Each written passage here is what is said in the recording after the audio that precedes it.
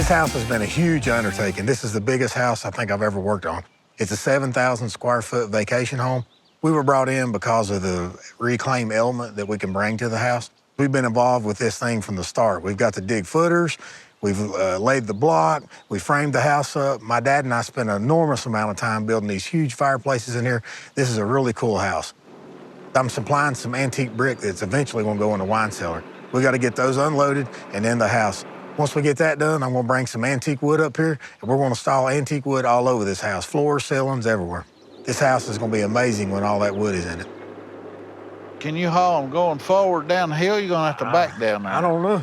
It's pretty steep. Each one of these pallets probably weighs 3,500, 4,000 pounds, so it's a really heavy load. So we've got a tricky little muddy slope to try to get all these brick down. Charlie Sr. has a knack for keeping things light during difficult jobs with his running commentary and sage advice. Take one down through there real easy and see what we can do with it. I'll see if I The can... only thing is you're gonna tear the wolf tracks up. There's wolves in these woods. The track of the lone wolf. There's a good one. Right here's one. He's got a paw big as my hand. You think it's a wolf? It might be a bear. No, I don't think so. He had got any claws. If it's a bear, he'd have claw marks in the print. Well, go get that machine. Where we gonna put those blocks? Found our wolf tracks. It's getting muddier, ain't it? Come over this way. Oh, wait a minute. I don't know. I believe I'd back off there. The forklift gets the bricks close. Then it's a tedious one-at-a-time loading. Cut that off there and we'll go to work. We can probably get that unloaded and just set another back on top of it. Cody's are breaking them. No. Just hers. 50 cents knocked off a corner right there. I'm telling you what, you're fired.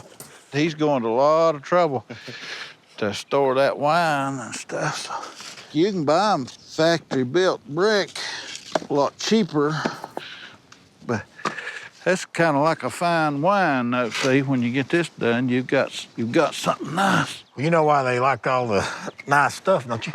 Yeah, it's worth more money. Because what makes a home is the stories. So when you walk your friends through your house, you can say, these antique brick came from my ancestors that fought in the battle at Kings Mountain. They're handmade brick. Then you go down in the wine cellar, you see the brick. Then you go upstairs and you look at the ceiling and you say, this is some beautiful wood that come out of Amish country up in Pennsylvania. He'll be able to tell all kinds of stories of this house. I love the beam detail on this house. Lloyd's done an amazing job cutting all these rafter tails and the beam tail. This is a spectacular house. Got the bark going on, all these raised panels. This is the biggest, most beautiful house I think I've ever worked on. And what your house does is it tells a story. And this is gonna be a very interesting house because the homeowner's gonna come in, he's gonna say, look at this beautiful barnwood that come out of this old historic barn in Pennsylvania. Come down to my wine cellar. Let me show you these brick that come from a Revolutionary War soldier. He's gonna have all these cool stories for his house, and these stories is what's really making this house a home. It'll really warm this room up and give it a cabin home feel, which is what everybody's wanting.